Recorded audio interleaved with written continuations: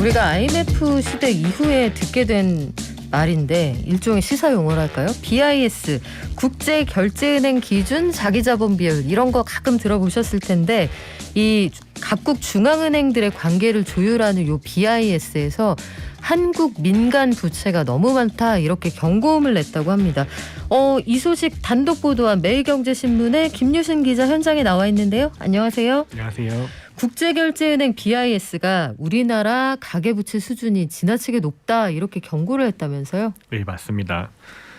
BIS가 분기별로 내는 통계 중에 GDP 신용 갭이라는 통계가 있는데요. 용어가 조금 어려우실 수 있어서 설명을 드리면요. 우리나라 GDP에 대비해서 민간이 갖고 있는 부채가 얼마나 조금 정상 궤도에서 벗어나 있는지를 나타내는 수치라고 보시면 됩니다. 가장 최근 통계가 작년 3분기 말 기준 수치인데요. 이 수치가 우리나라는 18.9%로 나타났습니다. 보통 BIS에서는 이 수치가 10%를 넘어서면은 경보 단계로 분류를 하는데요. 우리나라는 이를 한참 넘어선 것입니다. 그러면 두 가지 생각이 들어요. 하나는 많기는 많구나 이런 생각이 드는 반면에 코로나19 이후에 전 세계가 다 어려워졌다고 하잖아요. 남들하고 비교해서는 어떻습니까? 사실 이 비교했을 때가 더 큰 문제로 보이는데요. 이 GDP 신용 갭이 우리나라보다 높은 국가는 일본하고 태국 두 군데뿐이었습니다.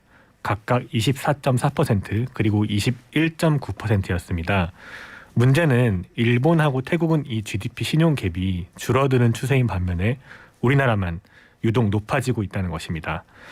2018년 4분기를 기준으로 봤을 때요. 우리나라 신용 갭은 0.4%에 불과했는데요. 한 2년 만에 20%까지 치솟은 것입니다. 우리나라 신용 갭은 조사 대상 국가 43개국 중에서 2020년 말에는 8번째로 높은 수준이었는데요. 한 9개월 만에 5계단을 뛰어 올라서 이제 세계 3위라는 불명예를 기록을 했습니다. 우리나라만 유독 이렇게 비율이 높아졌다. 특별한 이유가 있나요?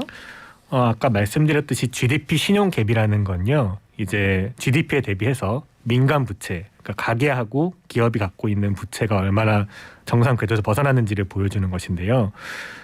살펴보면은 가계와 기업 두 곳에서 모두 다 이제 증가 추세를 보였습니다. 역시 다들 잘 아시다시피 부동산 가격 상승이 일단은 제일 큰 원인으로 꼽힙니다.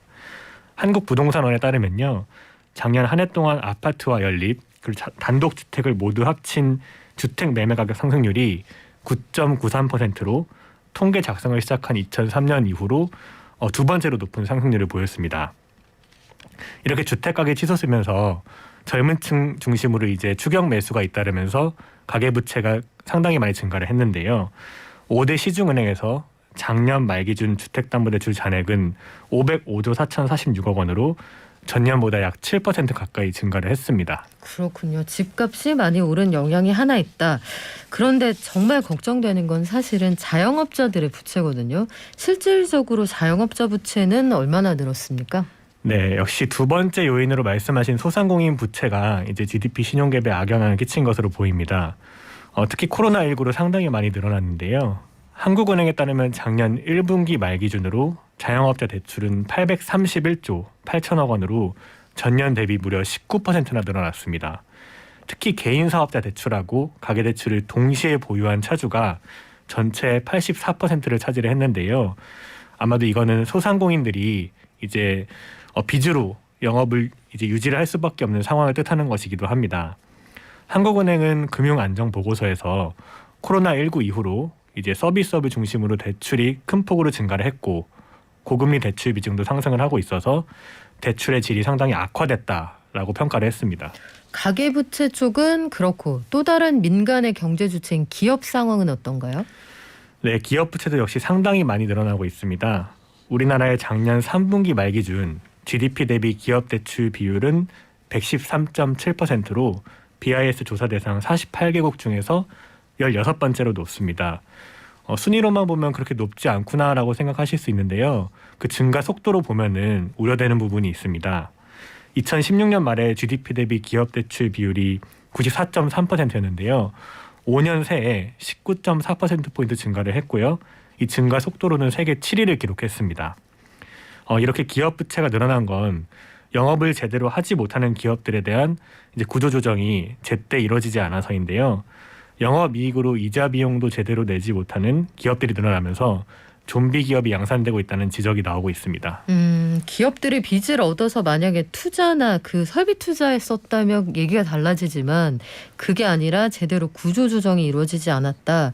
이건 좀 들여다봐야 될 부분인데 가계의 재무 건전성 자체가 전반적으로 악화됐다 이런 분석도 있군요. 맞습니다. BIS가 내는 통계 중에 이제 국가별 DSR 수치도 나오는데요. DSR은 잘 아시다시피 한 가게가 이제 연간 갚아야 하는 대출 원리금을 연간 소득으로 나눈 값을 의미를 합니다. 우리나라는 지금 DSR 40% 규제도 지금 적용이 되고 있죠. 이 통계를 살펴보면 작년 3분기 말 기준으로 우리나라 가게의 평균 DSR은 12.6%로 전체 조사 대상 17개국 중에서 5번째로 높은 수준이었습니다. 우리나라 DSR은 5년 전과 비교를 하면은 1.8%포인트 늘어났는데요. DSR 상위 5개국 중에서 이 수치가 늘어난 건 우리나라가 유일합니다. 그러면 가게에서 그 원리금 상환에 써야 되는 돈도 점점 늘어나고 있다 이런 얘기인데 맞습니다. 이 시점에서 고민되는 게 있어요. 그러면 5월 10일에 이제 새 정부가 등장을 하게 되는데 전반적으로 대출 규제를 풀어주겠다는 게 새 정부의 정책 기조라는 말이죠. 그러면 현재 부채 상황을 비춰볼 때 이 윤석열 당선인이 가고자 하는 방향이 좀 우려된다 이런 지적도 있을 수 있겠네요. 예, 전문가들도 조금 속도 조절이 필요하다고 조언을 하고 있는데요. 특히 민간 부채가 급증한 주요한 원인 중에 하나가 부동산 가격 상승에 있었습니다. 윤석열 당선인이 재건축 재개발 규제 완화, 또 세금 규제 완화, 대출 규제 완화를 공약한 상황에서 규제가 한꺼번에 풀릴 경우에 이제 부동산 시장이 조금 다시 꿈틀거릴 수 있고 이에 따라서 가계부채도 늘어날 수 있어서 전문가들이 조금 우려되는 시선을 보내고 있고요. 잘못된 규제를 이제 차근차근 풀어나가는 거는 뭐 정상화하는 과정은 필요하지만 조금 단계적으로 해나가야지 부작용을 최소화할 수 있다라고 이제 의견을 내고 있습니다.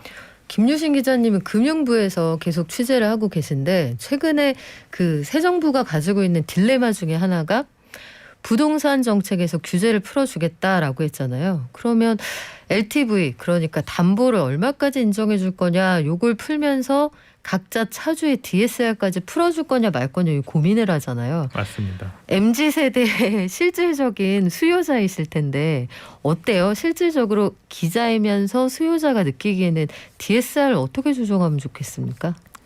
사실 이제 사회 초년생 같은 경우에는 소득이 많지 않다 보니까 이 DSR을 강하게 적용할 경우에 가장 피해를 입을 수 있는 세대이기도 합니다. 실질적으로 대출이 어렵죠, 그러면. 맞습니다. 네. 그렇기 때문에 어느 정도 조금 미래 소득을 감안해서 DSR을 조금 더 넉넉하게 주어주는 것이 조금 더 필요할 수 있고요. 그렇지만 이제 소득에 기반해서 대출을 받는다는 이 관행을 시작한 지가 얼마 안 됐기 때문에 이 기조 자체는 정부에서 가져가는 것이 옳다라고 저는 생각을 하고 있습니다. 그래요. 그러면 그 앞서서 전제하신 부분 보면 아직 소득이 적고 내가 그 제시할 수 있는 담보도 딱히 없다. 이러면은 사회 초년생은 집을 어떻게 장만할 수 있어요?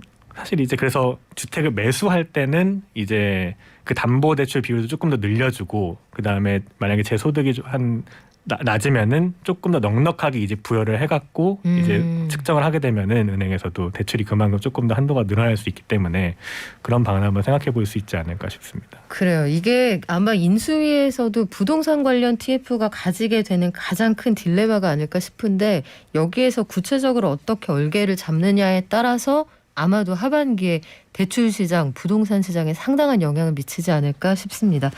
자, 지금까지 매일경제신문 김유신 기자와 함께했습니다. 고맙습니다. 감사합니다.